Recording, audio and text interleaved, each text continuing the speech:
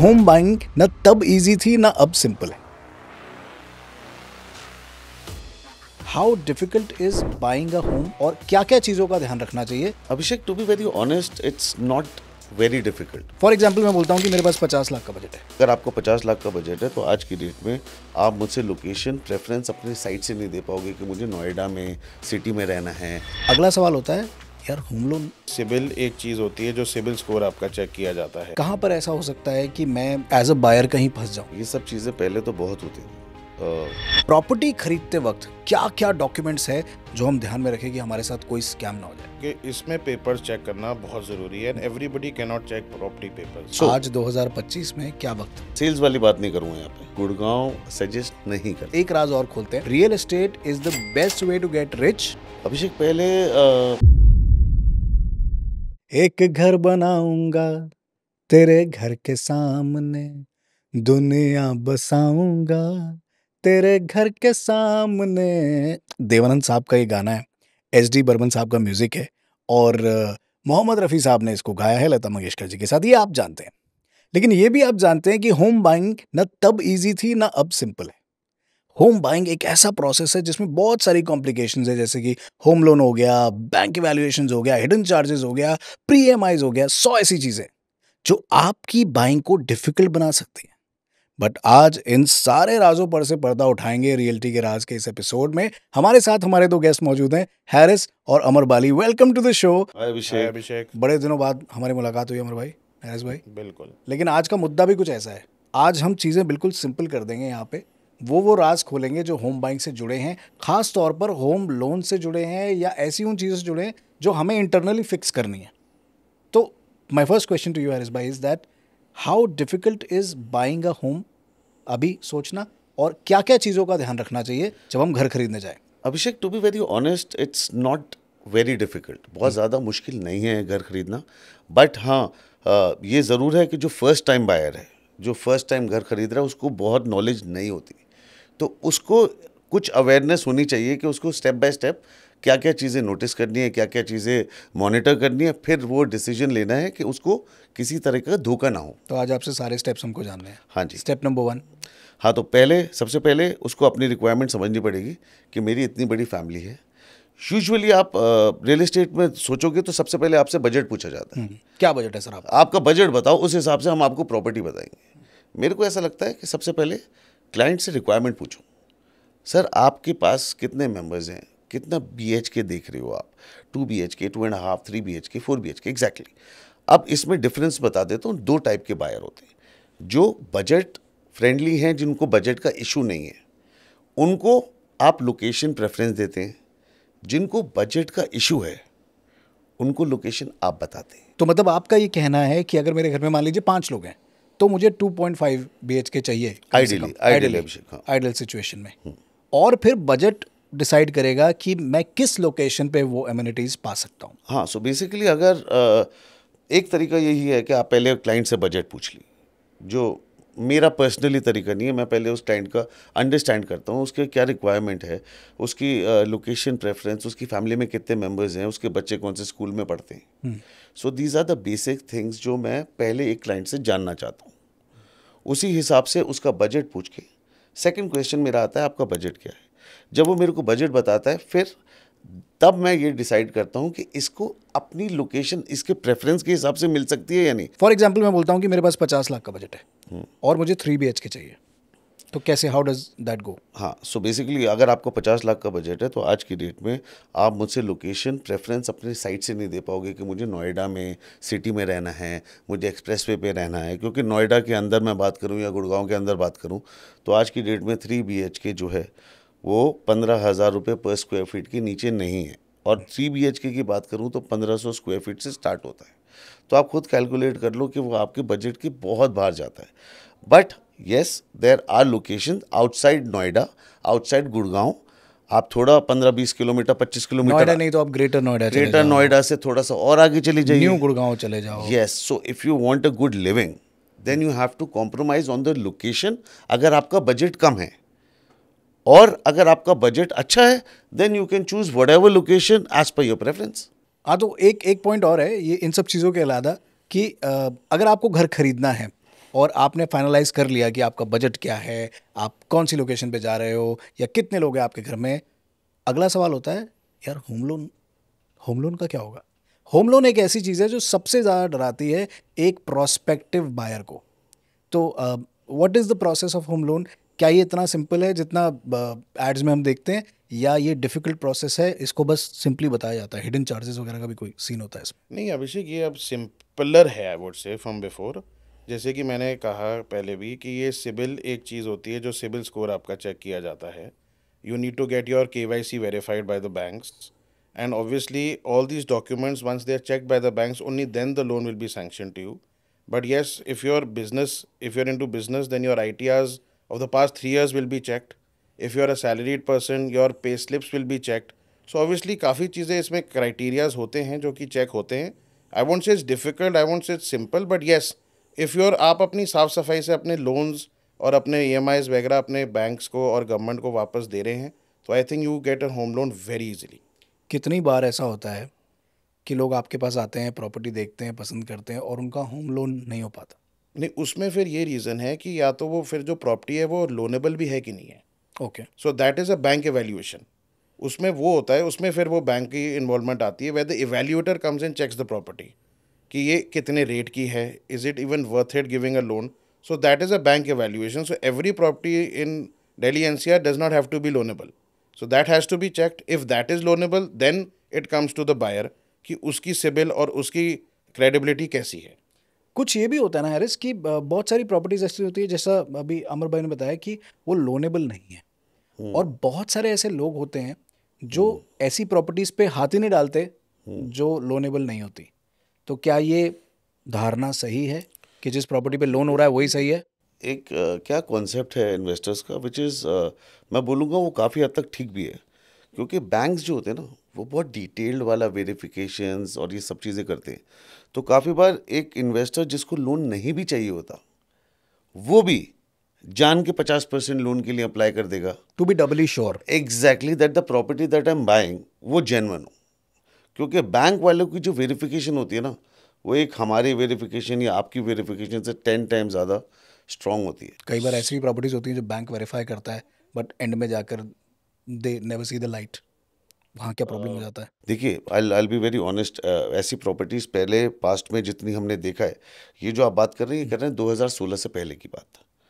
आज 2016 के बाद रेरा इंट्रोड्यूस हुआ, उसके बाद से आज तक मैंने ऐसा कोई केस नहीं सुना. यस, आप जो बोल रहे हो कि बैंक्स ने पहले EMI स्टार्ट कर दी है, बिल्डर ने नहीं डिलीवर करा, या आज तक बंदा अपनी EMI भर रहा है और उसको अपार्टमेंट नहीं मिला. यस, ये हुआ है हमारे पास, हमने खुद देखा है बहुत सारे क्लाइंट्स के साथ. मगर 2016-17 ऑनवर्ड्स आप कभी भी ऐसा चीज़ नहीं देखने को मिलेगा आपको पूरे दिल्ली NCR में या पूरे इंडिया में कि जहाँ पे बैंक ने कोई गारंटी दी और वो पूरी ना हो after RERA. RERA. He is such a big fan of RERA, I tell you. कोई भी जब कॉन्वर्जेशन होती है सेफ्टी की, तो RERA, Harris is the one person जो हमेशा रेरा को बीच में लाएगा. और I am so proud of the fact that India now has RERA. और रेरा की वजह से हम लोग प्रॉपर्टी बाइंग इतनी सिंपल हो गई. हमारी ये कॉन्वर्जेशंस अब हम जब बात कर रहे हैं रेरा के बारे में, तो अक्सर हम देख रहे हैं जिन रील्स पर हम रेरा के बारे में बात करें वो रील्स लोगों को बहुत पसंद आ रही है. So coming back to home loan, इसके अलावा अगर मैं प्रॉपर्टी ही नहीं खरीदता हूँ, या मैंने पहले कोई लोन ही नहीं लिया हुआ, तो मेरी प्रॉपर्टी बाइंग कैसे होगी? Because at that point CIBIL won't work. Correct. So that time the CIBIL won't work. So that is what I am saying कि उस टाइम पे फिर evaluations will go to the property. वो फिर वही वाली बात आ गई कि प्रॉपर्टी लोनेबल है कि नहीं, वो तो एक प्रॉपर्टी की बात होगी. Then coming to the buyer, फिर बायर की सारी वो जो मैंने आपको बताया all his credentials will be checked. Paper work होगा उसके, वही मैंने जैसे कहा बिजनेसमैन है तो उसके ITR चेक्ड होंगे. आपके अगर आज if you are a businessman Abhishek, if your ITRs you are filing 3 years पुरानी perfectly, you will get a loan. फिर देर इज नो स्टॉपेज ना. और इफ़ यू आर सैलरीड, अगर आपके पे स्लिप्स टाइम पे है, still you are filing an ITR, you will get a loan. जब कोई ब्लैक मार्क ही नहीं है, everything is going correct for you, why won't you get a loan? Home loan में हैरिस कहाँ पर ऐसा हो सकता है कि मैं एज अ बायर कहीं फंस जाऊँ? क्या कोई ऐसी पॉसिबिलिटी है if I am getting a home loan from a reputed bank, से SBI और PNB और व्हाटएवर? देखिए, ये सब चीज़ें पहले तो बहुत होती थी. ऑब्वियसली इसमें बैंक की कोई गलती नहीं होती थी, बिल्डर्स की गलती होती थी. But again coming back to my thing कि पहले मॉनिटर कोई बॉडी नहीं थी मॉनिटर करने वाली. तो बैंक्स बिल्ड ऑब्वियसली लोन देते हैं रेजिडेंशियल पे. तो आपको what you have to do is आपको स्टार्टिंग के खाली 10% पे करना पड़ता है. बाकी 80% बैंक दे देता है और बाकी जो बैलेंस 10% होता है वो आप पोजीशन पे करते हो. तो इस टाइप के जो प्रोसेस होता है ना, इसमें बैंक्स इजीली देते हैं लोगों को, क्योंकि बैंक चाहते हैं लोग ज़्यादा से ज़्यादा इन्वेस्टमेंट्स करें. बट पहले वो कोई बॉडी नहीं थी मॉनिटर करने वाली कि बिल्डर ने 4 साल अगर बोला है कि डिलीवरी देगा तो वो 4 ईयर्स में ही देगा. तो बैंक तो अपनी ईएमआई स्टार्ट कर देगा एज पर द कॉन्ट्रैक्ट कि 4 साल के बाद आपका ईएमआई स्टार्ट हो जाएगा. बट पहले ये प्रॉब्लम इसलिए होता था क्योंकि बिल्डर 4 साल की जगह अगर Commitment पूरा नहीं 8 साल ले लिए या 10 साल ले लिए तो आपको अपना अपार्टमेंट तो नहीं मिला, एंड आप ईएमआई पे ईएमआई दिए चले जाओगे अगले 10 साल तक. सो ऑब्वियसली ये बहुत गलत हुआ है पास्ट में, जिससे सेंटिमेंट बहुत नेगेटिव हुआ है मार्केट का. एंड आज उसको करेक्ट करना इज़ आर रिस्पॉन्सिबिलिटी कि लोगों को आज जो एक नेगेटिव माइंड ब्लॉक है उसको ठीक करना हमारा मुझे लगता है बहुत इंपॉर्टेंट है. अमर भाई, आपसे ये सवाल है कि ये तो हो गई होम लोन की कहानी, लेकिन होम लोन के अलावा प्रॉपर्टी भी तो चेक करनी है ना लेते वक्त. तो प्रॉपर्टी खरीदते वक्त क्या क्या डॉक्यूमेंट्स है जो हम ध्यान में रखें कि हमारे साथ कोई स्कैम ना हो जाए? हाँ, ये बात आपने अच्छी पूछी क्योंकि इसमें पेपर्स चेक करना बहुत ज़रूरी है. And everybody can not check property papers. इस रील को सेव कर लें आप, अगर आप रील पे देख रहे हैं, अगर आप लॉन्ग फॉर्मेट देख रहे हैं तो इस वीडियो को भी शेयर करें क्योंकि ये इन्फॉर्मेशन बहुत वैलिड है. बिकॉज इसलिए मैं ये कह रहा हूँ because there are very underlying statements in the property papers. Specially firstly you have to start with the title of the property.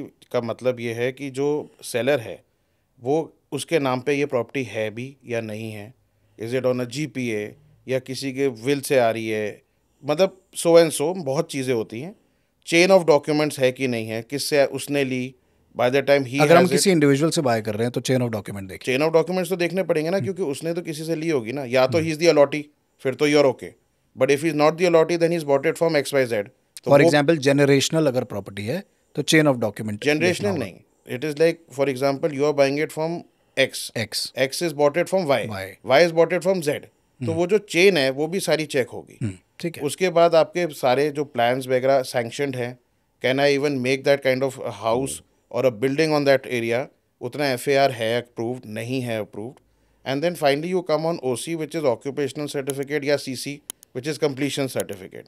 वो ज़रूरी है कि उस टाइम पे आना है. It has come to that property. This is specifically when I am buying a land. उस पर अगर मैं घर बनाता हूँ तो मुझे फिर उस पर ये सारी चीज़ें ज़रूरी हैं. Because I can not occupy, और in simple language I can not stay in that house till I don't get that certificate. And in case we are buying a flat, In case you're buying a flat, then you have to first obviously get the papers checked of the obviously जो builder की पहले reputation है उसका आप check कराओगे.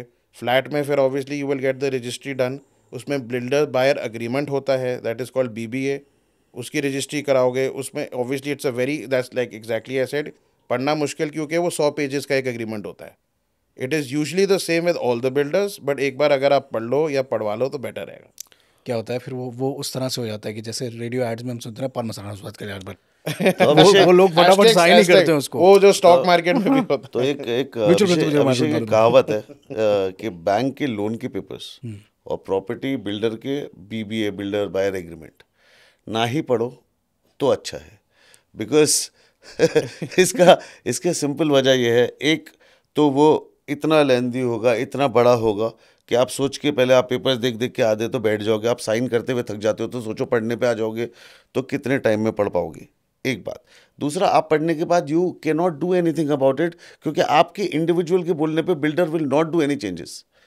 ये आपको आप समझना पड़ेगा कि उसका आप जब कुछ कर नहीं सकते हो तो आपको ज़्यादा डिटेल में मैं ऑब्वियसली ये बोलूँगा फिर भी पढ़ो, बट आप उसका एंड ऑफ द डे कुछ कर नहीं पाओगे क्योंकि बिल्डर के सारे एग्रीमेंट जो होते वो टुवर्ड्स बिल्डर ही इंक्लाइंड होते. तो अगर आप उसको पढ़ने का सोचो भी तो भी उस पर कई मौके ऐसे आएंगे जब आप बोलोगे कि यार ये तो कोई बात नहीं हुई यार, ऐसा कैसे, राइट? बिल्कुल. वही जो आप जब आप कंपनी को ज्वाइन करते हो और आप एक कॉन्ट्रैक्ट साइन करते हो जिसमें लिखा होता है कि आज से आप सांस भी लोगे तो इस कंपनी के लिए लोगे, वो आप जो साइन करते हो आंख बंद करके भगवान का नाम लेके, वही आप प्रॉपर्टी के पेपर्स के साथ करते हो. बट क्या ऐसा करना भी चाहिए Harris, on a serious note? ऐसा तो नहीं है कि बिल्डर आपसे सारे राइट्स छीन रहा है या कुछ ऐसा कर रहा है. थोड़ा सा होता है टूवर्ड्स अपनी सेफ्टी ज़्यादा रखता है बिल्डर, बट रेरा के बाद अगेन मैं रेरा बोलूँगा, रेरा के बाद इसमें भी बहुत सारे चेंजेस आए कि पहले बिल्डर्स जो हैं आपको बहुत छोटी छोटी स्मॉलेस्ट इन्फॉर्मेशन नहीं प्रोवाइड करते थे। लाइक आपने अपार्टमेंट में सुना होगा एक सुपर एरिया होता है और एक कारपेट एरिया carpet होता है। तो कारपेट एरिया वो होता है जो बेसिकली यूजेबल एरिया जो घर के अंदर का होता है, और सुपर एरिया वो होता है जिसके अंदर बहुत सारी चीज़ें इंक्लूड होती हैं, बालकनी, कॉमन Lift एरिया, हो गया, ये हो लिफ्ट्स गया। हो गए, फलाना ढिमकाना, आपने सुना होगा। तो पहले बिल्डर क्या करते थे, जान के कारपेट एरिया ही नहीं मेंशन करते थे, तो बिल्डर को पता, एक इन्वेस्टर को पता ही नहीं चलता था इसका कारपेट एरिया क्या है, इन्वेस्टर साइन कर देता था। आज रेरा ने पूरा टर्म्स एंड कंडीशन क्लियर कर दिया है, you have to mention the carpet area. तो एक इन्वेस्टर जब आज कोई चीज़ खरीदता है तो उसको सुपर एरिया के साथ, कारपेट एरिया के साथ सब कुछ पता होता है, उसमें लिखा होता है। So these are the basic things एक इन्वेस्टर को अपने एग्रीमेंट में एटलीस्ट देखनी चाहिए। मैं तो आपसे कहूँगा कि आप थोड़ा समय निकालें, एक कॉफ़ी ऑर्डर करें या चाय ऑर्डर करें और आराम से इत्मीनान से बैठकर उसको पढ़ें। एटलीस्ट जो पॉइंट्स आपको नहीं समझ में आते हैं आप उनको मार्क कर लें और किसी अच्छे ब्रोकर से या किसी अच्छे लॉयर से उसको ज़रूर कंसल्ट करें। ज़रूरत पड़े तो एच कैपिटल के पास आएँ, या आपको बेहतर गाइड करेंगे कि आप उसको कुछ करना है उसके बारे में या फिर उसको इग्नोर करना है भगवान का नाम लेके, तो वो आपको ये बेहतर बता पाएंगे। Is that right? पढ़ना तो चाहिए, देखो अब कुछ मिला है पढ़ने को तो पढ़ लो उसको। नहीं, इसमें मैं एक चीज़ ऐड करता हूँ। इसमें होता क्या है कि द ब्रोकर और the facilitator should be good, क्योंकि यूजली बायर क्या कहता है, तूने पढ़ लिया तो वो बंदा साइन कर लेता है। वही तो मैं बोल रहा हूँ, ये वो चीज़ें हैं जिसको फटाफट से साइन करना होता है, बस करते जाते हैं। इनफैक्ट अभिषेक, मैं एक थोड़ा सा बात ऐड करना चाहता हूँ। बड़ा शॉकिंग है, काफ़ी इन्वेस्टर्स ना बहुत ब्लाइंडली ट्रस्ट कर लेते हैं ब्रोकर्स पे। वी बीइंग चैनल पार्टनर्स, मैं ऑनेस्टली आज अपने सारे लोगों को भी बोलना चाहता हूँ, इन्वेस्टर्स को भी बोलना चाहता हूँ, don't blindly trust your brokers और channel partners. I tell you the reason why. जिस टाइम पे भी एक नया लॉन्च होता है, बड़ी हाइप मची होती है मार्केट के अंदर। तो जो एक चैनल पार्टनर होता है ना, एक सेल्स वाला, वो कहता है कि यूनिट बिक गया, यूनिट बिकने वाला, बिकने वाला, बिकने वाला, आप जल्दी साइन करो, भेजो भेजो, चेक दो, चेक दो। इसमें क्या प्रॉब्लम होती है, काफ़ी बार इन्वेस्टर्स के पास टाइम नहीं होता। कोई बिजनेसमैन है, उसको मीटिंग्स में जाना है, कॉन्फ्रेंस में जाना है, उसके पास टाइम नहीं, but he is convinced to buy that property. तो वो क्या करता है, उसको साइन करता है, प्रिंट आउट निकालता है, सबके नीचे साइन करता है और वो चैनल पार्टनर को हैंड ओवर कर देता है। ये बहुत गलत प्रैक्टिस है। आप बुकिंग फॉर्म पे अगर खाली साइन करके दे दोगे तो आपको पता नहीं कौन सा यूनिट नंबर आपको मिलने वाला है, कौन सी फ्लोर आपको मिलने वाली है, क्या जो चैनल पार्टनर ने आपको फर्स्ट डे दिखाई थी, लेआउट समझाया था, व्यू समझाया था, सेम वो डालेगा या नहीं डालेगा। तो आप कल को पैसा दे चुके होगे, 10 लाख, 15 लाख, 20 लाख रुपए, और आपकी फ्लोर चेंज हो जाएगी, आपका यूनिट नंबर चेंज हो जाएगा, आप क्या कर लोगे तब? You will just keep fighting for your refund. और क्या रिफंड मिलेगा? उसका भी एक क्लॉज मैं आपको बताऊंगा। तो अगेन एज पर रेरा, अगर आपने अपना बिल्डर बायर एग्रीमेंट और अलॉटमेंट लेटर साइन नहीं करा हुआ है, so you are entitled to get 100% refund from the builder without any deduction. और अगर आपने साइन किया है किसी और के भरोसे पर, अगर आपने साइन कर दिया है builder buyer agreement and allotment, तो then there is, you have to follow what's mentioned in that. If the builder is deducting 10% of the total value, no it's on the builder. now if you have signed that agreement, then obviously it आपने depends पढ़ा है on ना, the मतलब builder. फिर अगर आपने sign किया तो आपने पढ़ा है वो। Yes. तो ये आपको ध्यान रखना है कि आपको अपनी खुशियों की चाबी बिल्डर के हाथ में देखनी है या फ्लैट की चाबी, सही फ्लैट की चाबी, उसी इन्वेंट्री की चाबी जो आपने देखी है वो अपनी पॉकेट में रखनी है। तो ये आपके हाथ में है।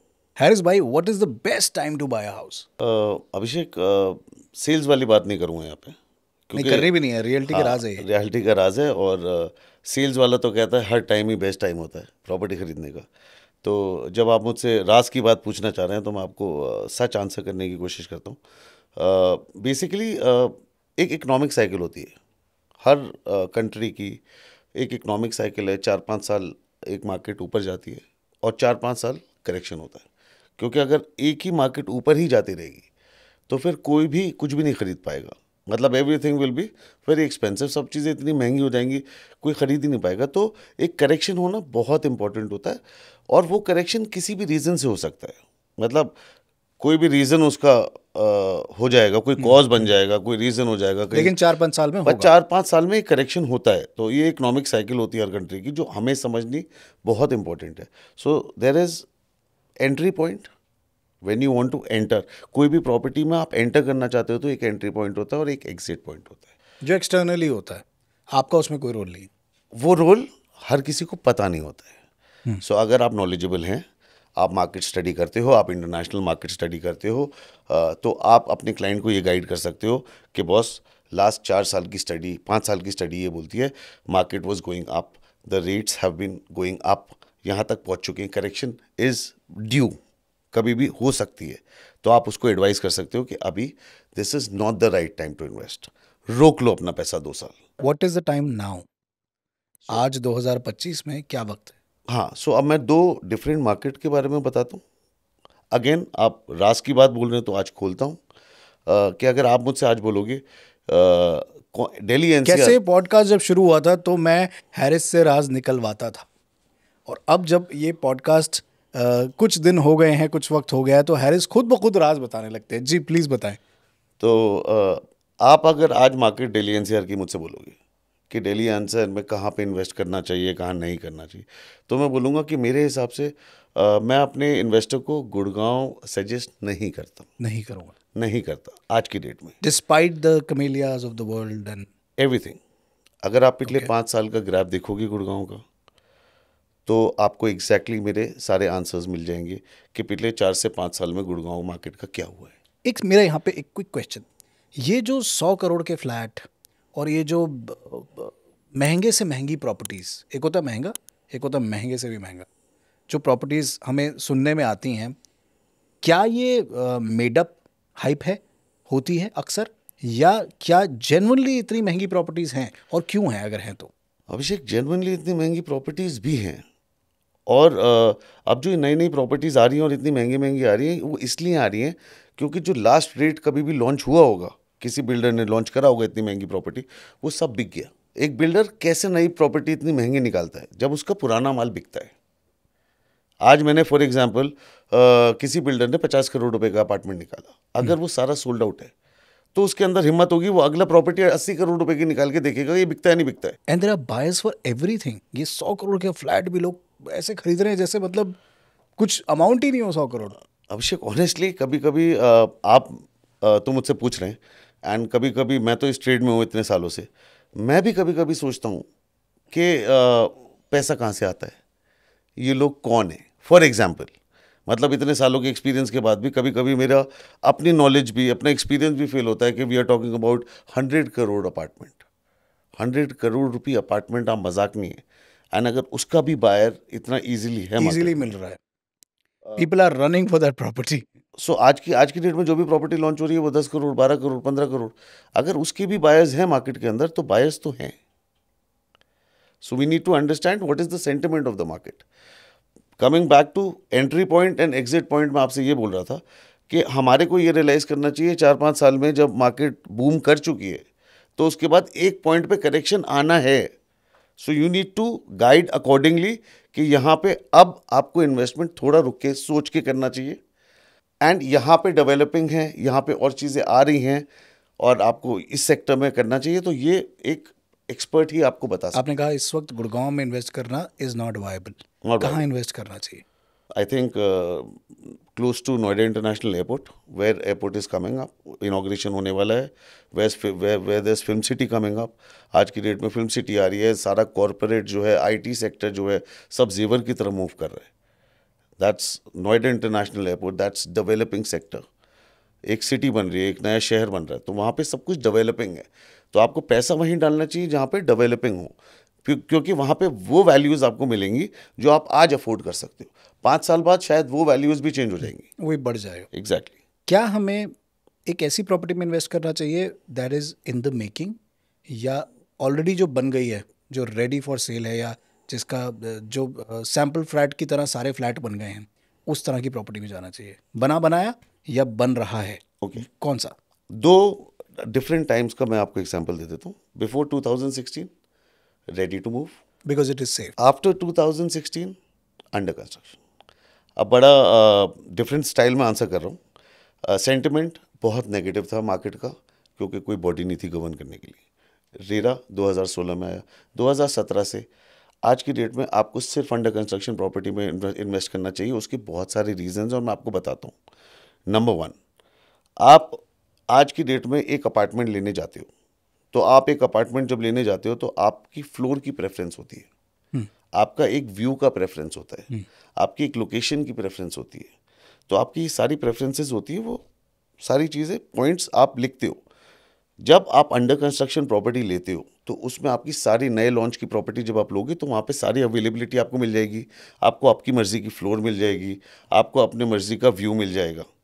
ये तो एक स्टार्टिंग की बात हो गई, when you decide where you want to go, जो आपको चाहिए मिलेगा, मिलेगा। और आज एक आप, वाजिब दाम पे मिलेगा। यस, आज आप रेडी टू मूव प्रॉपर्टी में जाते हो तो आप रीसेल मार्केट ढूंढोगे, ब्रोकर्स को ढूंढोगे, चेक करोगे क्या लेना है क्या नहीं लेना। वहाँ पे आप इतने कंफ्यूज हो जाओगे खुद ही, क्योंकि कोई ब्रोकर आपको कुछ दिखा रहा होगा, कोई रेट दे रहा होगा, कोई ब्रोकर आपको कोई और सोसाइटी दिखाएगा, कोई रेट देगा। प्लस वो आपके लिए ब्रांड न्यू घर नहीं होगा, वो किसी का यूज्ड घर होगा। जब आप रेडी टू मूव जाओगे फर्क पड़ता है इससे। बहुत फर्क पड़ता है, क्योंकि आप जब एक नए घर में जाते हो तो आप चाहते नहीं हो कि मैं पेंट करा दूं, वो तो you वही can करा obviously- दूं, you can फर्नीचर obviously अपना ले rework on that जाऊं। ना। हाँ, so there are small small things. आप एक रेडी टू मूव में जाओगे या एक ब्रांड न्यू घर में घुसना चाहोगे जो आज की डेट का है, जो आज की टेक्नोलॉजी पे बना हुआ है। So you are saying कि हो सकता है वो एमिनिटीज जो मिल रही हैं, जो सुविधाएं मिली, वो थोड़ी सी ऑब्सोलीट हो जाएं, पुरानी हो जाए। एग्जैक्टली। तो जैसे जैसे सोसाइटी पुरानी होती है तो इंसान तो प्रेफर करता है ना एक नई सोसाइटी में, नया क्लब हाउस, एवरीथिंग न्यू। तो ये एक प्रेफरेंस होता है बंदे का। सेकेंडली, आज आप रेडी टू मूव में जाते हो, आपने 2 करोड़ रुपए या 3 करोड़ रुपए का घर लिया, आपको सारा पैसा विद इन 45 डेज देना पड़ता है अप फ्रंट। 45 दिन का टाइम आपको मिलता है, आप 45 दिन में वो पैसा देते हो। Whereas if you go for under construction, जहां आपको मालूम है आपको 4 साल में पैसा देना है, कितना डिफरेंस आ जाता है। आप सोचो, जहां आप एक साथ अपने 2.5 करोड़ रुपए फंसाओ, या that 2.5 crore rupees is divided into 4 years. उसके बाद जो रेडी टू मूव प्रॉपर्टी होती है उस पर ऑलरेडी कैपिटल एप्रिसिएशन आ चुका होता है।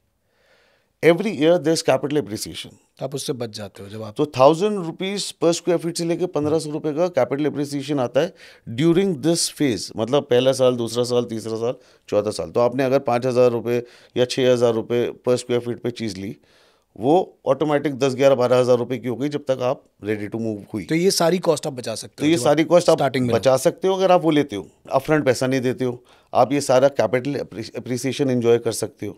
फिर आप अपनी मर्जी की लोकेशन ले सकते हो, आप अपनी मर्जी का व्यू ले सकते हो, आप अपनी मर्जी की फ्लोर ले सकते हो। So I feel where you are safe after RERA, where the sentiment is positive now.